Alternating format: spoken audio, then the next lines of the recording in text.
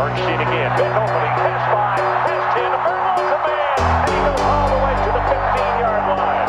17 yards of the carry. Welcome back to Believe in Badgers on the Believe Network, presented by BetOnline.ag and Oakbridge Wealth Management. I'm Matt Perkins, joined as always by Badger legend, the Hebrew Hammer himself, Matt Bernstein. Bernie, how are we doing today?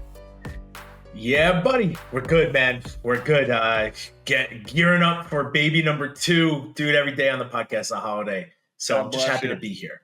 Yes. And we are here with our number one guy in the entire world, Clint Cosgrove, recruiting genius, former Badgers wide receiver, and just all around great dude. One of our best friends, Clint. Great to have you back, as always. Man, I am so happy to be here. I don't know what I'm doing with my hands. Like, it's been a while, but let's roll with it. I'm ready to have some fun. Yeah, definitely. So you fans have told us, and our metrics have told us too, that you guys really like it when we go through the tape, when we break down the tape. We'll be doing that with a couple of potential future Badgers later today. If you ever tuned into me and Clint over on Badger Blitz TV, you know how we do it. And then go back and check out our 2024 commit tape breakdown back from January. That was a ton of fun.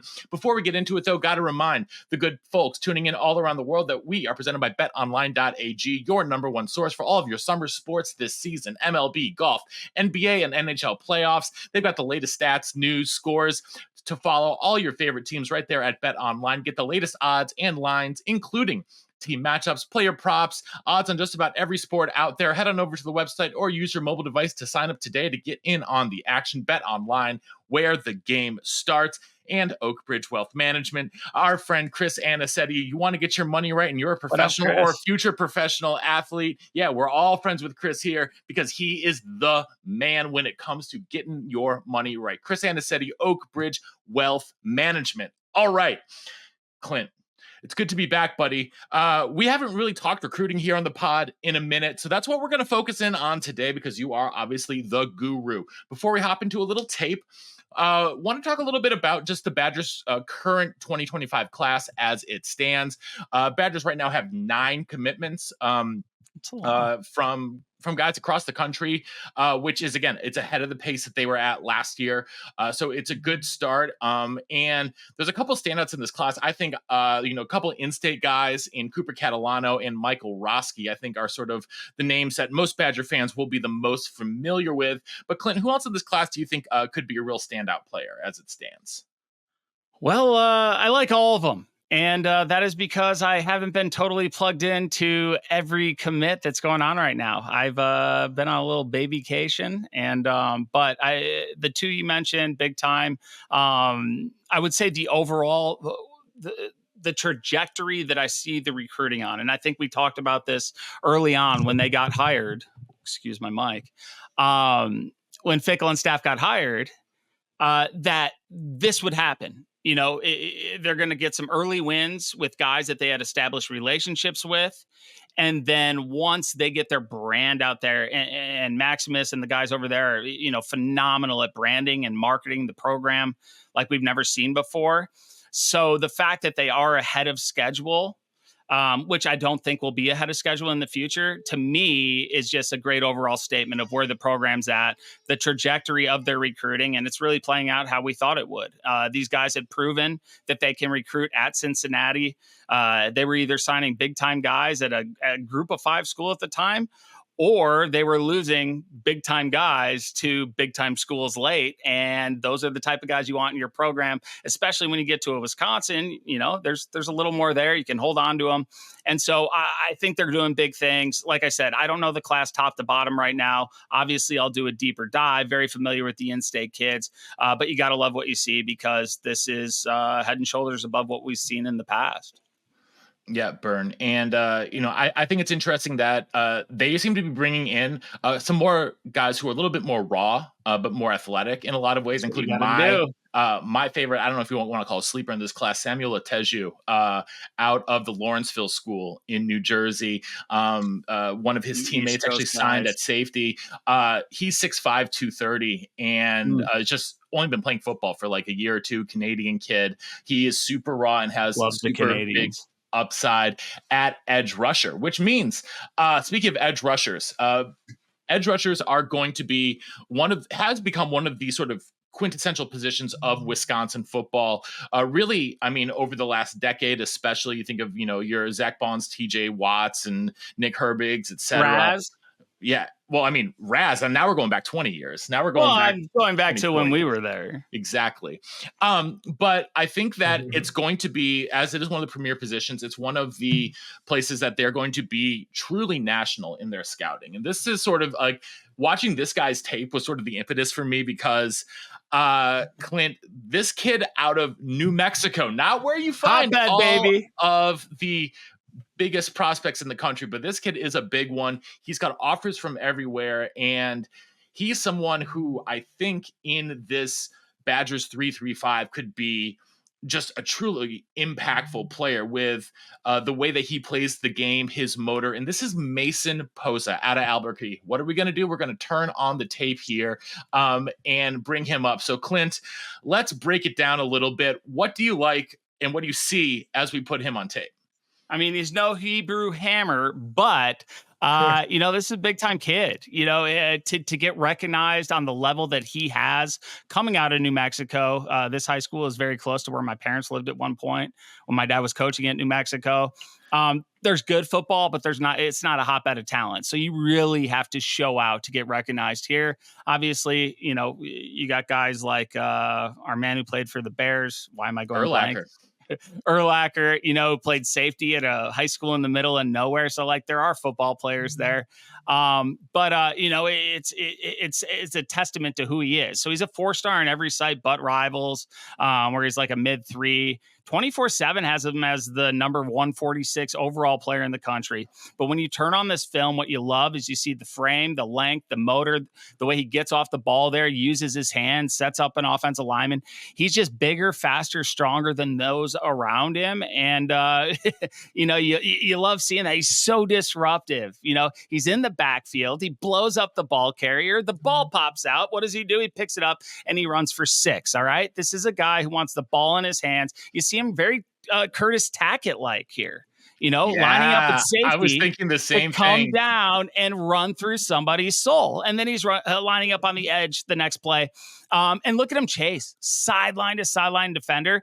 And then when that space between the ball carrier or the ball in the air, whatever it is, his closing speed at the point of whatever the point of attack, the point of contact, whatever it may be, is phenomenal. This guy looks like a man amongst boys. It is New Mexico football, a little different than, Zay Gentry, who we'll watch soon, who's playing against certified dudes already. But, you got to love Mason. He's a great schematic fit. He could probably play inside for him, just the way that they stunt and rush the passer from the linebacker position. But he's got some range and length. He can get in throwing windows.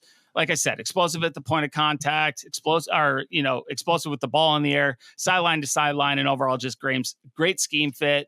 It sounds like Wisconsin's going to be right in the mix here. He's to me, he's the New Mexico Curtis Tackett, to be honest. Yeah, Tackett Curtis. Tackett Curtis.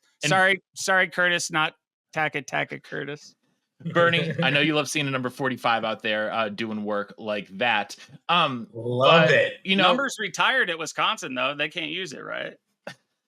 It should be. It's not. Sure. It's not retired. I mean, who else would you can see a wide receiver in 45? Who's going to wear it? They would have done that to me. But Bernie, one of the things I think we've seen here is the Badgers is going after these higher profile athletes in general, right? Like that's, typically Wisconsin's gone after, guys who are good athletes, but guys who are like A+ cerebral games, A+ in the head, right? And now wrestlers and stuff like that. Not to say these guys aren't the same either, obviously, because a lot of these guys are A+ in the head too, but we just see more athletic specimens being targeted by the staff in general. And Bern, I think that's sort of like a testament to a lot of sort of like the change in, what we've seen under this coaching staff in the past year and a half. We're also coming off a season that was not up to anyone's expectations. And these guys are going out hard and they don't care. And I love it. So the recruiting makes me happy. And yeah, they are attacking these guys who are athletes. That guy is quick off the ball. He makes quick decisions. Like, that's a dude that could play. And I'm sure he's looking at the 3-3 going, I can play in like 6 different spots on this defense. Maybe not corner or like nose guard, but he can play in almost every other position. So when you're a player, that makes you excited. You know, Coach Fickle is an energetic guy who's going to get, he's going to make you excited to be a Badger. So I love what they're doing. And we all know defense is a major focus for this team coming up, what they've done in the transfer portal, but what they're going to continue to do is try to get these great, amazing defensive guys, because our offense is going to score points, hopefully. Yeah. And this is a very fickle thing because Fickle's a wrestler. He loves wrestler. This kid is a 2-time state champion wrestler. Freshman, sophomore year. I believe he has at least Division I wrestling offer from Arizona State. I don't know if people realize how hard it is to get a Division I wrestling offer. So this kid's talented. He's tough. He's gritty. He's in that mold. So sorry to cut you off, Perko. I'll go back to you. That's what we're here for. This is the insights we come to you for, Clint.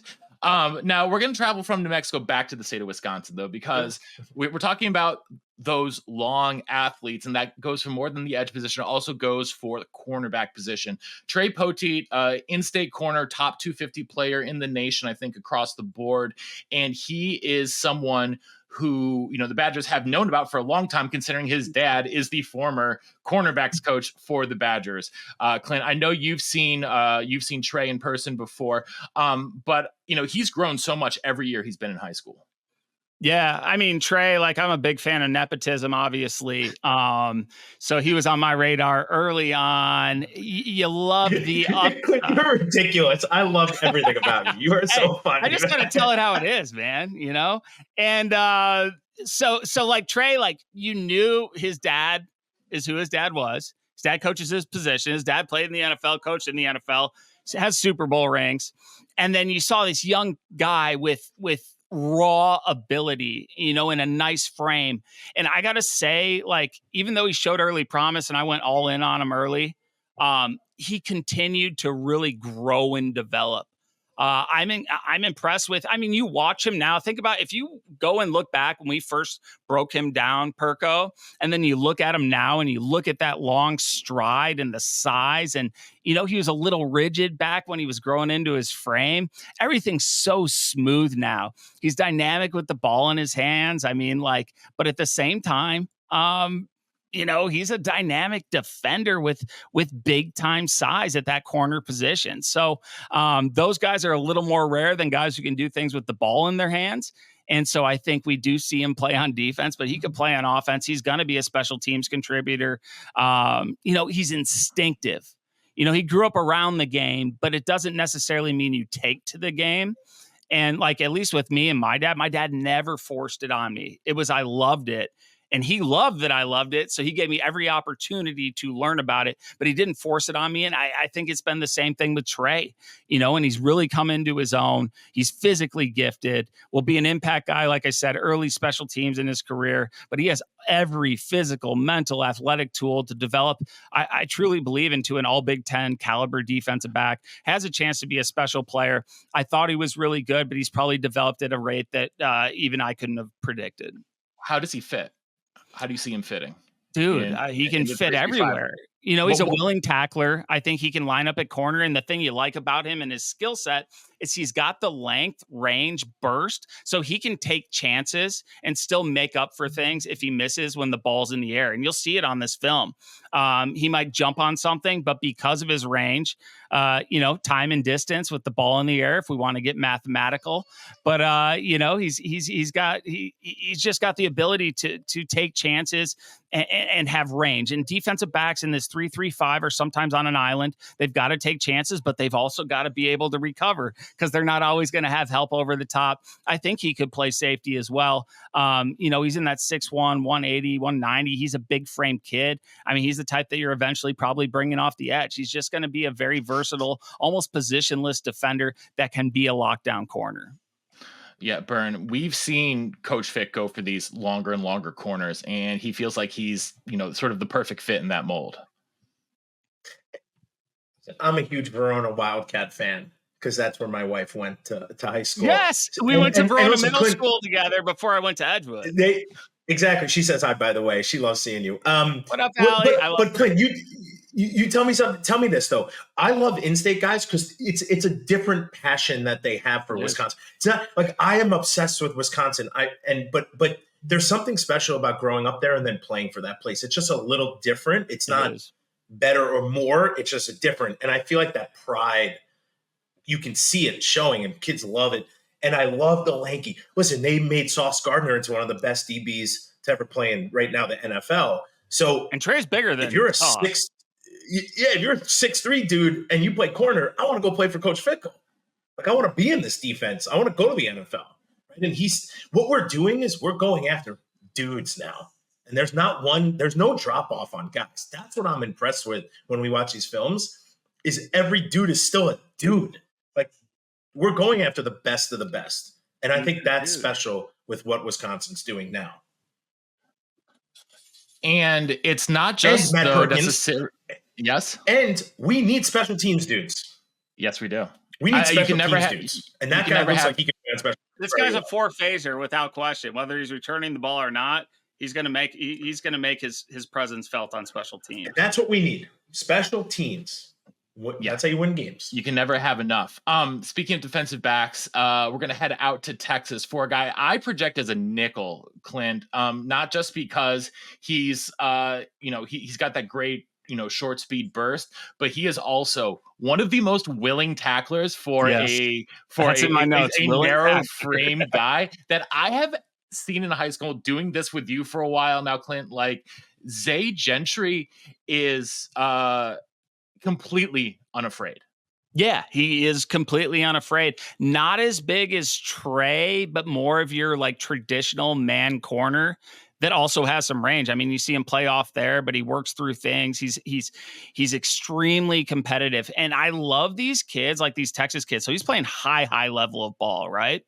You see him trigger there. Like when the ball's in the air, he identifies and he triggers and he goes. And you love that about him. He has great feet. You talk about him being a nickel. Got to have great feet to do that. Got to be a willing tackler to be a nickel. A lot of these nickels are smaller guys or kind of linebackers that get kind of thrown into that role. He's really the hybrid. He can cover that little slot guy, but he's also going to, do some block destruction and he's going to make tackles at the line of scrimmage sometimes, as you'll see on this film. Now, he's a consensus 3-star, but these are guys I love. The guys who get recruited by Oklahoma State, Wisconsin, like Baylor, they have the random offer list.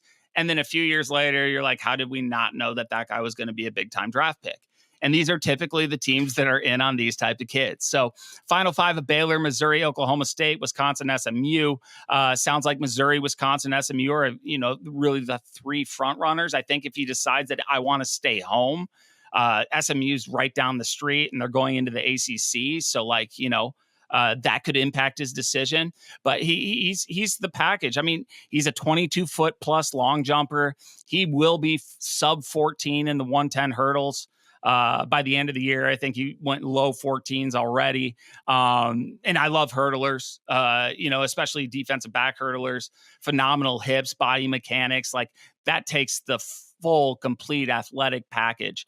And your best athletes are hurdlers. So, I didn't know a ton about him before I sat down and watched the film, did some research. But what I see on film, there's a lot to like here. Great corner frame, has a great feel for the game, sees the field well. We talked about when he triggers, he explodes. He's disruptive. He breaks up balls. He can close and intercept on balls. He can be a lockdown corner. And, as good as he is right now, and a lot of Texas guys are almost overdeveloped at this stage of their career, he's a big upside play for me. I mean, he has every tool to grow into a special player, be a true lockdown cover guy. I know we seem so overly positive on these kids, but it's because they're identifying the right kids. They're in on the right kids, and these guys have a chance to be big time players. We got to be positive on these kids. I mean, they're in high school and they're doing really well, right? They haven't played a snap of college football yet. But what I like about this dude is most of these clips and most of what looks like he's in is man to man, and we need that. That's what we do. right? We're going to blitz. We're going to come after people. We're going to change it up. But what's really cool is you go back to some of those clips when they're not in man, he knows where his help is. He lets a guy go behind him. Then he can recover and get back to that dude. But he knows that he has over the top help. And knowing that stuff is why Jimmy Leonard played in the NFL for 10 years, right? Like knowing where your help is and how you can kind of position yourself to be successful is huge. And that, to me, this guy's IQ is higher and his athleticism being in a man-to-man is exactly what we are looking for. And consensus 3 stars in Texas are like 7 stars. Yeah, or 8 or 9, but who even knows what stars mean these days? If you win the Heisman and didn't get drafted, are you really a 5-star? I mean, come on, let's go. You talk about it being a man guy, but I think there's I don't know if it's on the video that you put together, Perko, but I watched a bunch of his film, and there's one clip where there's 2 vertical and he's playing kind of a cover 3, but he's splitting the difference. And you see him read the quarterback. And when the ball's in the air, you talk about time and distance, he's able to get to the spot. I don't remember if he intercepted it, made a play on the ball. But yeah, I mean, you need a guy like that, especially in this defense. Can he play man? Does he have the range to cover 2 deep guys going vertical and split the difference and make a play? And he does. Yeah. And like I said before, man, not just a willing tackler, but like a wanting to tackle kind of guy. I think there's a difference there. Like some guys, okay, like, I know I have to make the play. I'll make the play. He plays with a way, like, not just like I will make the play, but I want to make that play. I need to make that play. And that that's a mentality thing that I think cannot be taught at the end of the day. And so I know for a fact that you mentioned Max and Pat, those guys, that's what they look for in a lot of these kids. Like, how much are you, willing to, to do that and make the extra 5%, the extra 10%. This kid clearly has that. But Bernie, we couldn't do this without doing a running back. Let's face it. You are here. And so I present to you Jace Clarizio, who out of Michigan, East Lansing, Michigan, obviously right around the corner from Michigan State. He's been blowing up with Big Ten offers. And he, to me, what makes him stand out, Clint, is that he's just a natural runner. He's a natural running back, and he just seems very smooth as he plays. And so I want to know from you guys, what you're seeing here on film, Clint. Yeah, I think you're spot on. I mean, he's an explosive and decisive runner, okay? You see him get the ball, and then he wastes little time. He sees the field, and he's got a great burst, and then he sees the hole and he hits it. Like, he's good size, but he's not a Hebrew Hammer. He's not going to make his hay running over guys all game. But you look at that play right there and him coming out of the backfield, and like, it looks like what you see from the NFL guys. He sees the hole, hits it, great cutting ability. I'm really impressed with how efficient he is when he does a lateral cut, to then be able to get vertical instantly, little wasted motion, get to full speed. And, he can really stick his foot in the ground. And then he almost reminds me of, and maybe it's the uniforms, one of those old Penn State running backs like Curtis Enis. The dude just got phenomenal feet, and he sees the field well. He's got the speed. I wouldn't be like, oh, this is our home run hitter. If he gets a seam, he's going to go 100 yards every time. What I would say is, if there's anything available, he's going to get that and more. And he is able to hit the home run. So I really like him. This was the first time I did a deep dive on him. I know that physically and athletically, I mean, look at that right there. I talk about that lateral movement and then getting vertical. Like, as soon as that guy misses, he's already on to his next step forward. And that's a rare trait. You don't see it every day. And he reads his blockers, he plays off that. And then, like I said, he has the speed to pull away. But what I was saying about it's the spring eval period. So colleges are in schools. At the beginning, you didn't know if he'd be a lower end Big Ten, or group of 5 guy.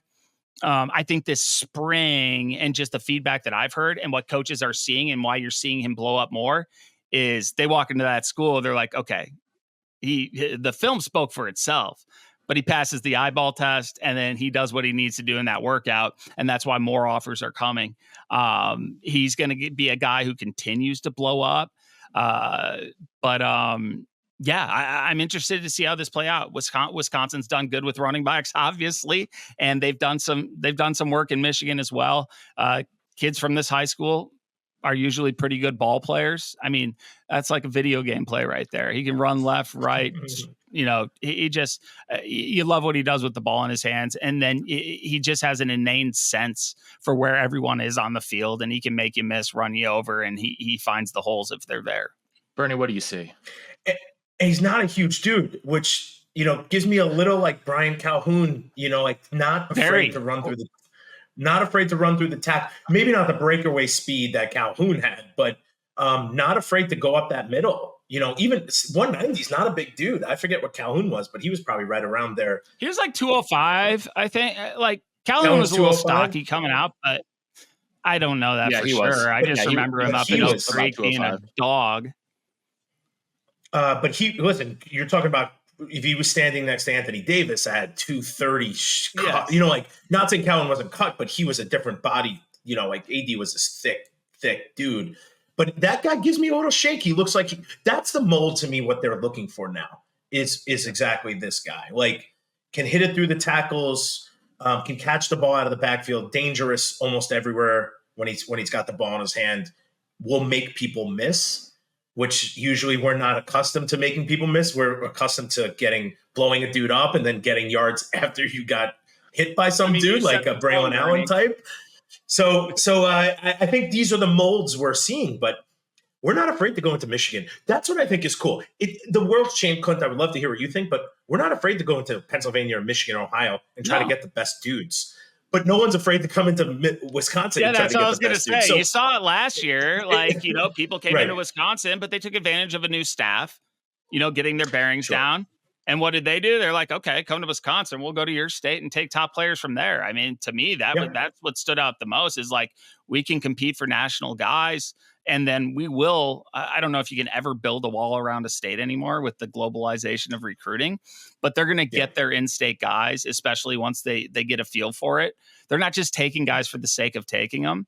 They're going to do right by the Wisconsin players, but they're also going to do right by them by making sure that the right guys are coming to the program, not guys who are going to come in and maybe not fit what they're trying to do. And so you love that, the ability to recruit nationally, but they will have a presence in the state. And they're going to have a presence, in the surrounding states. I mean, the buzz in Chicago, the buzz in St. Louis, it's pretty special.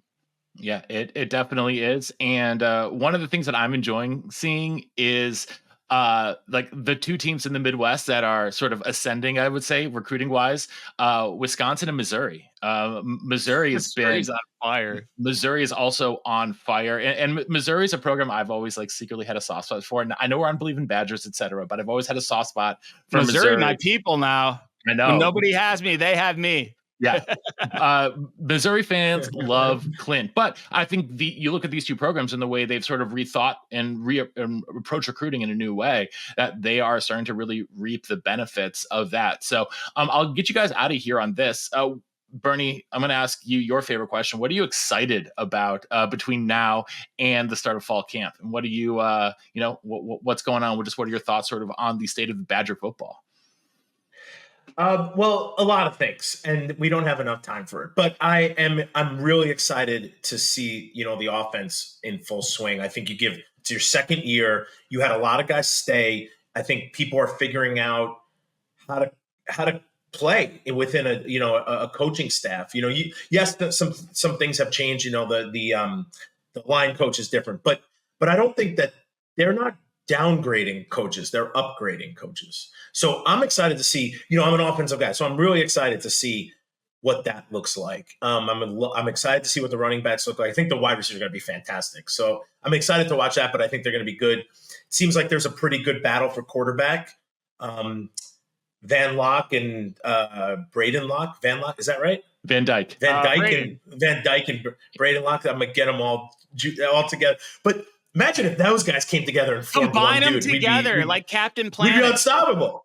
But I'm excited to see what happens with those guys because I really like Braden Locke. I thought we threw him in a time that was kind of Ohio State, and then have them start, which, we did that to a lot of people, and it just goes bananas. I'm going on a tangent, but I'm excited for that. I'm really excited to see the steps the defense makes, right? We did a lot of transfer portal guys.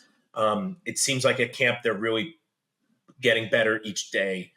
And, we can't win a game if we can't stop teams from scoring. I mean, we have to score. Listen, I'm not about that. Clint, you might be, because this is all about your dad, but I'm not about like defense being like the, end all be all. Defense win championships. Sure, they do, but you got to score points also. You got to beat the team in front of you. I mean, so if I want to score a lot more points. You can blindly fall into the end zone twice, especially if you got a punter or a kicker, a weapon like Vitale. I guess you could say Iowa did it last year, but like those games were painful to watch. But I don't think we're going to be in Iowa of last year. They did. Yeah. You know what? You're right. They won their way, and those were games I wouldn't even pay tickets. I'd be blacked out to go into those games. Well, maybe we should give it a go. Clint, same question to you that I just asked Bernie. You guys have been following me. I've been pretty removed, to be honest. This is the first podcast I've done in a while.